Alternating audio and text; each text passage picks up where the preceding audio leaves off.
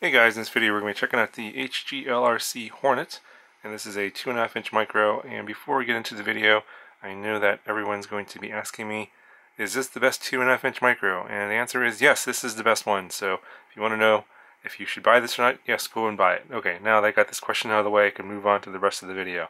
So, first off, you're going to notice here that this comes with a RunCam micro Swift in here, and this does not actually come with a RunCam micro Swift. And the reason I put this in here and replace the stock camera is the stock camera that it came with. This is the HGLRC ELF camera, and this comes with all the HGLRC products like the XJB145. I had an issue with this camera, and every time I did a full throttle punch out, I would get vibrations in the video. And I thought it was really strange that I was getting vibrations because I wasn't hearing any oscillations or any kind of frame vibrations in flight on the punch outs. Normally, if you have a bad tune or if there's something wrong with like a bent prop or damaged motor or something like that, you would hear it in the punch out when you're flying. And I did not hear anything like that. Everything sounded really smooth. It sounded perfect, but I was getting vibrations in the video.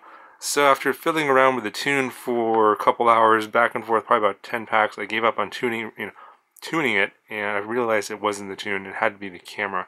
So I went home and I swapped the camera out, went back out, retuned it with the RunCam micro Swift here, and it was absolutely perfect. It flew absolutely perfect. So I think I just got unlucky. You know, reviewer's curse here. Got a bad camera. It happens. I mean, it's a pretty decent camera. I mean, I flew the XJB145 with this camera without any issues.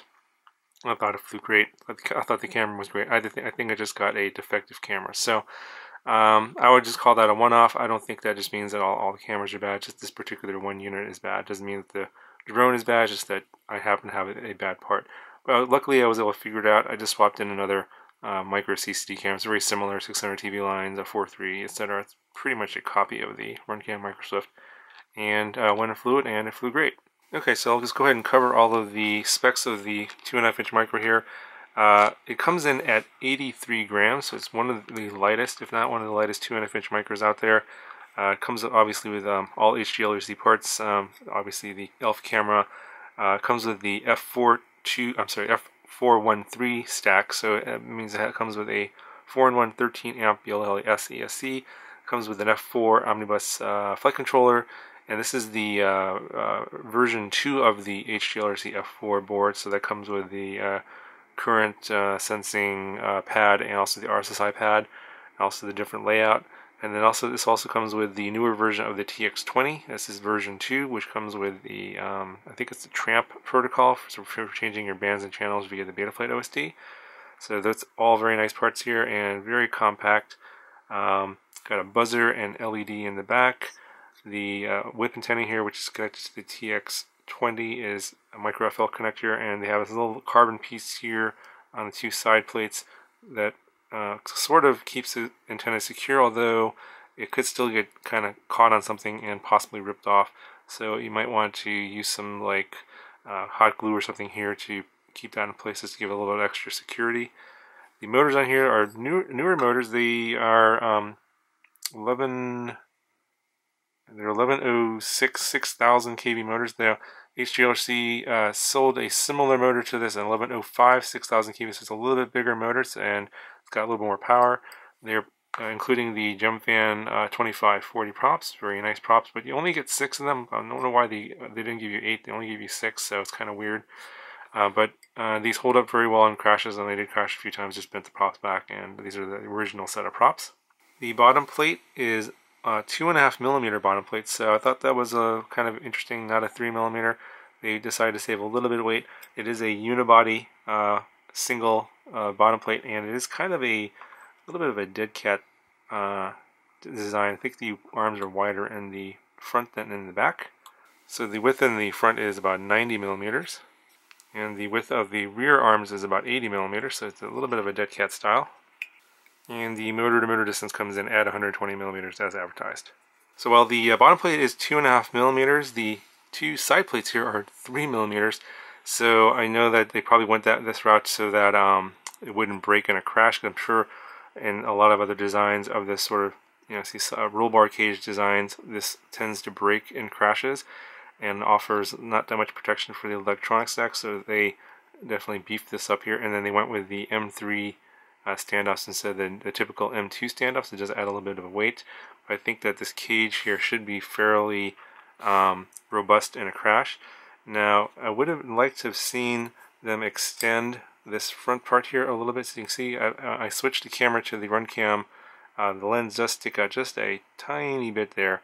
The ELF camera is a little bit shorter, has a little bit shorter lens, and that was a little bit further back, so I think obviously they designed it specifically for the ELF. And the screw hole here is a single screw hole. It's not a sliding screw hole where you could adjust the depth of the camera. So they could either increase the size of the side rails here, or they could change the design of the mount so the camera could move back and forth in case anyone wants to swap out the camera for a different one. Now, while I like the roll bar design on most of these micros here, I like the fact that the camera kind of sits a little bit more forward and you don't get as much prop in view as compared to ones where the cameras are further back or lower. I think that's why I like this design better.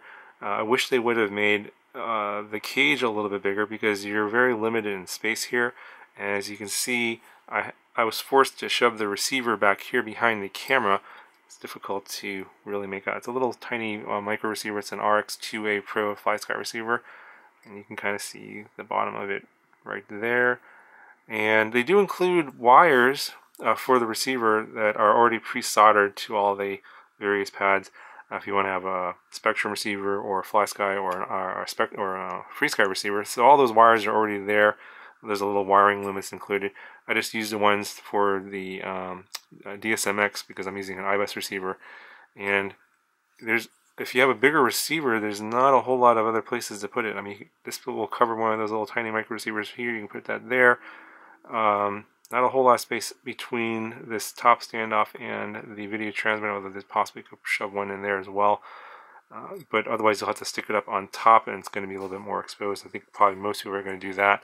I just felt like I could shove mine in here without too many issues, and I just actually have a zip tie here with some heat shrink that holds the antenna in place. Didn't have any issues with the connection being lost or anything like that. It seems working pretty well for me. So if you have that same receiver, you could shove it back there and that'll work pretty well. Okay, so I know that everyone's going to be asking me how come I'm now picking the Hornet over the Mini Fight as the best 2.5 inch, and there's a few reasons for that. The weight difference is pretty significant. The Mini Fight here comes in at 93 grams, so it's 10 grams heavier than the Hornet, and the Hornet comes with a little bit higher kV motors, 6,000 kV versus 5,500 kV. They're both 1106 motors. Both have very good power, but because the Hornet has a little bit more power in the motors and is lighter, it's much more noticeable in flight. I can feel the power compared to the Mini Fight. And then also on the frame design, the camera is more exposed on the Mini Fight, and more props are in view because the camera is lower and further back compared to the Hornet. And I think that the Hornet offers a little bit better protection with the side rails here versus the Mini Fight.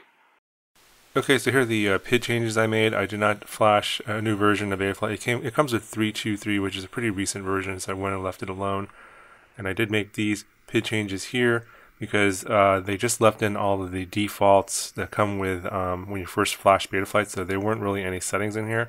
So these are the PIDs that I tuned for the flight. And then I changed some of the filter settings here. I changed the D-term low pass filter to PT1, and then I turned off gyro notch filter 1 and 2, and I left the D-term notch filter on.